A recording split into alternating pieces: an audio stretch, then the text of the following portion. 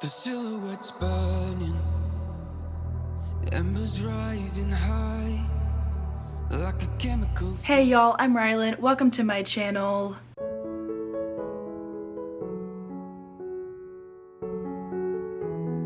It is currently September 30th, which means that Wednesday, October 1st, 2025, we are officially kicking off this round of the Spooktober readathon. In case you have not heard or you missed the announcement on my channel a few weeks ago, every year I co-host a readathon in the month of October where we focus on all things thriller, mystery, and horror. I co-host this now with my bestie Stasia, but I started hosting it in 2020 and brought her along a few years ago to help me run the readathon because she's my bestie and we do everything together. But anyway, this year Spooktober is back better than ever, and I want to vlog every week of this readathon, bring y'all along on my journey, getting through all the books on my TBR, and hopefully just have a great time getting ready for Halloween and just the coziness of this fall season. My hope for the first week of this readathon is to read through the first couple books that I rolled for with the game board that we are using for the first part of the readathon. This year, Spooktober is broken up into two parts. Part 1 follows this game board. Part 2 is a surprise until October 19th. But for right now, we're just trying to get from the bottom of this board to the top where the haunted house is. The goal is to make it to the haunted house, to get in the line to enter the haunted house during the second part of the readathon. And I'm gonna get there. I'm gonna get to the haunted house. It's gonna be great. I have to read 7 books in order to do so. So the goal is for the first 18 days of the month to read those 7 books. So for my week 1 vlog, my goal is to read my first 2 books. Hopefully I'll be able to start my third one before week 1 is over, but we will see if I can actually do that because I will be traveling a little bit. We've got some stuff going on, but I am hopeful that I can definitely finish these 2. The way that this game board works is I rolled my die, I landed on my prompts, and I'm supposed to read these books in the order in which I rolled for them. So the first prompt that I landed on, and I show all of these in my October TBR, which I'll tag in the cards above if you want to go back and watch me actually roll and land on these prompts. But the first prompt that I landed on was for the prompt of novella, and for that I will be reading Escape Room by Maren Stoffels this week. I've already got my bookmark ready to go. We are traveling tomorrow for a quick 36-hour trip, and my goal is to binge this one before we are home. Will that be possible with what we have going on while we're gone on the trip? Who knows, but this book is exactly 200 pages, should be a very quick read. It is a young adult thriller, and I'm hoping that it's just very easy to get through and I can finish it in the first day or 2 of the month. The second prompt that I landed on was for Final Girl, and for that I'm going to be reading Mary by Nat Cassidy. I have no idea if this actually has the Final Girl trope in it, but I was looking books up on Goodreads that fall under that trope, and people have shelved this one as Final Girl, so we're gonna go ahead and use it. I do have the audiobook for this one on Everand, and I'll probably end up listening to it if I need to. This one is a chunk, and I don't want to take it with me on our trip, but I feel like I can probably binge this one in airport, so if I finish it while we're gone, I'll start the audiobook for this one and then probably pick it up physically once we get home. But my goal for week 1 between now and October 7th, I think, is to read both of these books, the first 2 books that I rolled on our Spooktober game board. I'll chat about other books that I rolled later on in this video if I need to, but my hope is just to take y'all along with me for the first week of Spooktober. I'll get some b-roll of us traveling and going to Texas for a couple days and just hopefully having a fun time diving into all of the Spooktober reads. It should be a very fun month. I'm so excited, and I'm also very excited to take y'all along with me on the ride this month. The flame won't die, intertwined, darling, you and I. And my heart beats calm, just let go.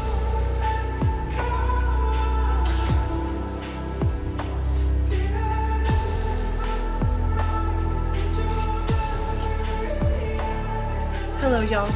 It has been a minute. Yeah, it is Friday, October 3rd, and I am of course just now doing my first update for Spooktober because, as I'm sure y'all saw on the last few clips, we were traveling. We just got back last night at like 10:45 and I'm tired and I had to go to work today, so we're just now getting the time to update y'all.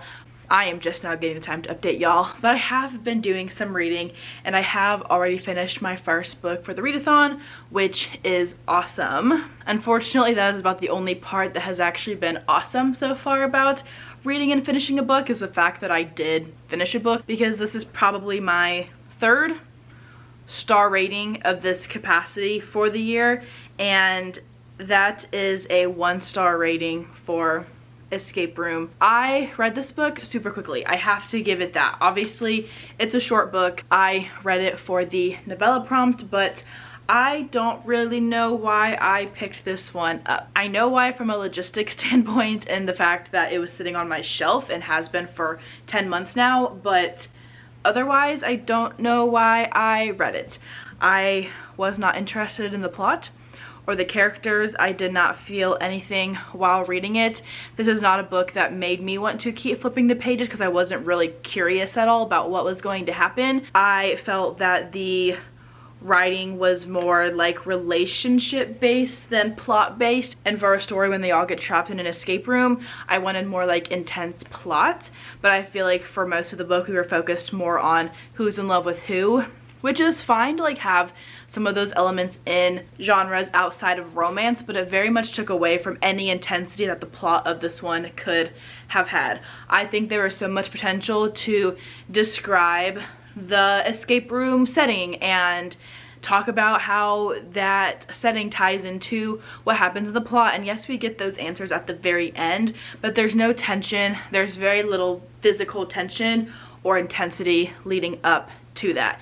Yes, the characters are put into a couple of situations, but I did not feel anything for them or for the plot one way or another. This book had so much potential, but was unfortunately a letdown for me. To give y'all a quick synopsis of Escape Room, this is about 4 teens who 3 of them have been friends for the past several years, and one of them is a newcomer in the group, and they are invited, I guess, to do this escape room, and it's all a big setup and they are trapped and things start happening to them. I gave it 1 star. So I don't do that super often, but I just don't have anything super positive to say about this one specifically. I do think there was potential here though. I have 2 other books that are kind of in this little collection that I may end up picking up because they are such quick reads that maybe they will work better for me, but this one unfortunately was not for me.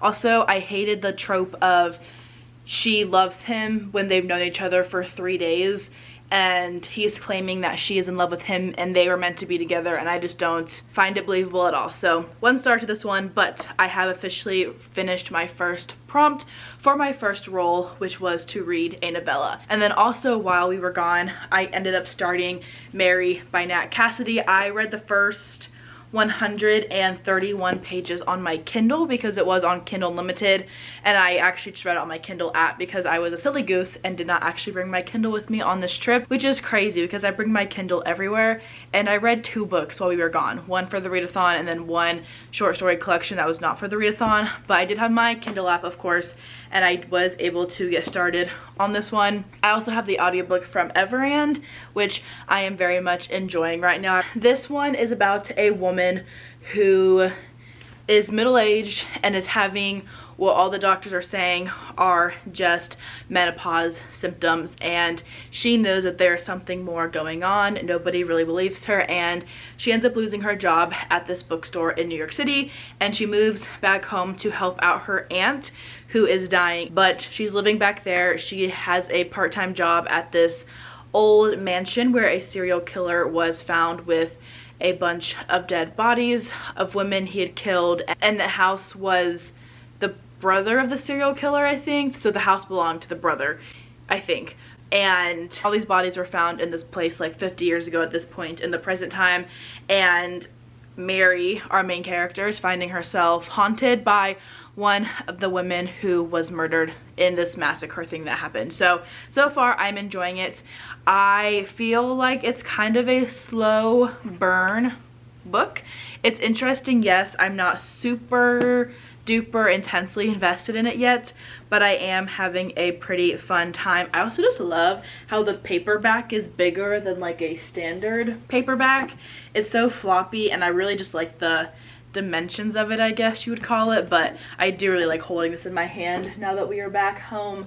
But yeah, I'm hoping to finish this one, probably not tonight, but hopefully by Sunday, which would allow me to start my third book for the readathon before week 1 wraps up, which would put me close to 50% of the way through the board already by hopefully the middle of week 2. So should be good. I'll update y'all hopefully again tomorrow with some more progress. I have live sprints happening in less than an hour tonight and then also tomorrow morning, so I'll be hopping on there to read this book. I'll also be reading a Frida McFadden book that's not for the readathon, but I've just been hooked on it, so I hope to finish that one as well at some point during these sprints. So I'll hop back and forth between the two objectives, but I am enjoying this one so far, and I'm hoping things kind of pick up sooner rather than later. I'll hop back in here tomorrow with an update and we'll chat more then, but I feel very good about my progress so far, and hopefully we'll get a little bit further through the board by the end of this first week of the Spooktober readathon.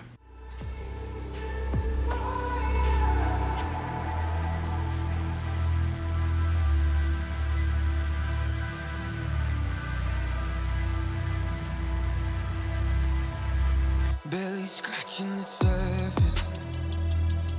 This obsession of mine is fueling the furnace.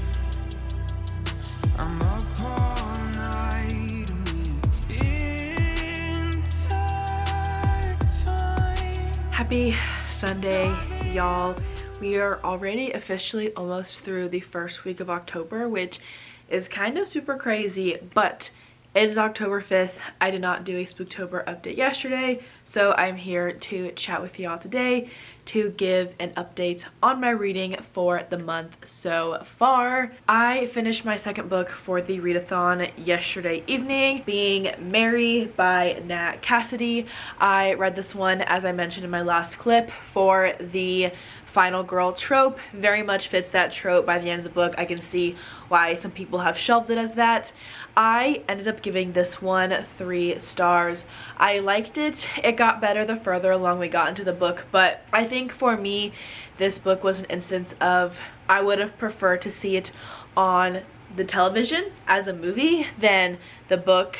The book was just a little bit confusing for me at times. I had to go back and reread and re-listen to parts. It's also a pretty long book. I think the audio was 16 hours long, and it's definitely a bigger time commitment to get through. Books that have paranormal, occult elements in them can be tricky for me sometimes, just in regards to like that otherworldly side of things. So I did struggle at times with this one, but by the end I did end up liking it. So 3 stars to this one. I would recommend it still if you like horror and serial killer cults and paranormal activities and things like that. This one does have a lot of misogyny in it, so just a heads up for that. I'll have all the content warnings for this one down below, and it is very explicit in some of the language that is used, but I did like it. I can see why people rave about this author, and I would check out more in the future. And because I finished that one is very much a time-consuming chunk for me, I am excited to have started a more light-hearted thriller or just a faster paced book. I did start Good Girls Lie by J.T. Ellison last night, or this morning for the blood red on the cover prompt. We've got her tie right here, and then also the spine is bright red, so that counts for that prompt, and I'm already 70 pages into it. This one is about a private school in the mountains of Virginia where all these very wealthy girls attend. There are secret societies, there's drama at this school, and our new student Ash, we are following her. She comes from Oxford, and there's a lot that we don't know about her yet. She's definitely hiding secrets, and as soon as she gets to this school, things start happening. So I'm guessing we're going to start seeing connections soon between things that are happening at this school and this character. So far, I'm enjoying it. The chapters are very short, which I always love. This is also a thicker thriller, but I think the short chapters will help a lot with getting through it quickly and just really being able to binge every chapter, because they're kind of ending and making me want to keep flipping to the next page just to see what's going to happen next. So I'm excited to make more progress in this one. I think I'll probably go ahead and wrap up week 1 of Spooktober tomorrow on October 6th, and then I'll start my week 2 vlog on the 7th, and it'll be a fun time. I don't know if I'll be able to finish this one before week 1 is up, but if not, then I will of course finish it in week 2, and I'm hoping I can make it through the game board maybe 1.5 times. I don't know, we'll see, because I have some short books picked out to read after this one, so I'll keep you posted on that, of course, as we progress through these next couple weeks of the first part of Spooktober. But that's what I have right now. We finished 2 books officially for the readathon, and I'm hoping to make great progress on number 3 today. I feel like this is one of the least exciting vlogs I've done in a long time, but it is what it is. Hopefully the rest of this month goes a little bit better in terms of showing y'all what I'm doing throughout Spooktober. But I'm here to wrap up my week 1 vlog, and then I'm going to immediately jump into my week 2 vlog, because it is October 6th, and that means that we are already a week into October, which is honestly insane, also so fun at the same time. I want to wrap up this video, let y'all know the recap of what I read and how far I've gotten into my current read for the readathon, and then I'm just gonna go ahead and dive into week 2 and get that vlog ready to go, and hopefully week number 2 will be a little bit more exciting in terms of what I capture for y'all. But we're officially 6 days into October. The game board that we have been using has been honestly super fun. I really like seeing all the variety of picks that people are landing on, and my board shaped out to where I have to read 7 prompts to make it to the haunted house, which is at the top of the game board. This week alone, I read the first 2 books for my game board, the prompts that I rolled for. First, I got novella, and I read Escape Room by Maren Stoffels for this one, and I actually gave it 1 star, so oops, but I got this one wrapped up, which is great, and that is prompt number 1 that was done. And then I also read Mary by Nat Cassidy. This one was 3 stars for me, and adult occult horror, and I had a fun time with it overall. It was a very, very slow start though, but I read this one for the final girl trope, which means that 2 out of my 7 prompts are done. And if I look at my game board, I'm currently over halfway through my first round, because I'm currently reading the book for the prompt of blood red on the cover, which I am reading Good Girls Lie for this prompt.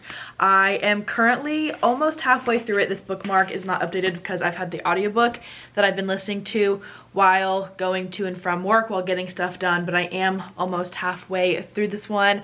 I think I mentioned a synopsis in the previous clip because I had just started it, but this one takes place in the mountains of Virginia at a prep school where the girls all come from very wealthy families, but there's also some sort of dysfunction within those families that lead them to getting placed in the school.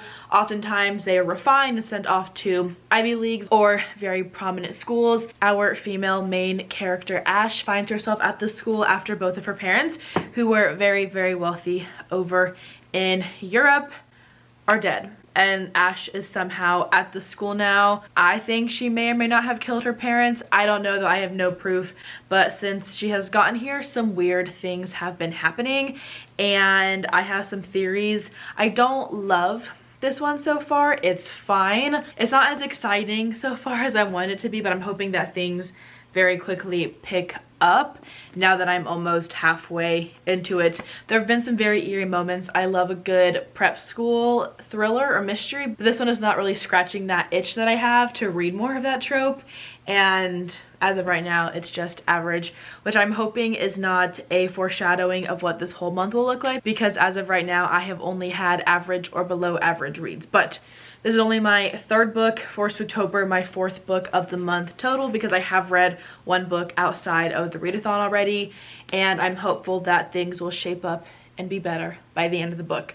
So that's my week 1 update. 2.5 books read, which is great. I am already halfway through the Spooktober game board, and we're just gonna go ahead and dive into week 2. My goal is to finish Good Girls Live course and then read one other book, because I will be gone in Disney World for a good portion of week 2. So keep an eye out for my second week vlog if you want to see my Disney adventures. But I always bring a book with me to read in line, so I'm gonna try to see if I can find one of my Spooktober physical reads for the game board on Kindle so I can read while in line and hopefully finish a book or two while we are there. That's my week 1 wrap up. Let's hope for some more excitement in week 2 and some favorite reads, hopefully. I don't know, we will see.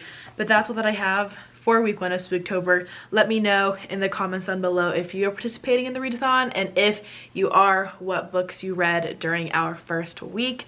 Thank you all so much for watching, and I will see you all in the next video.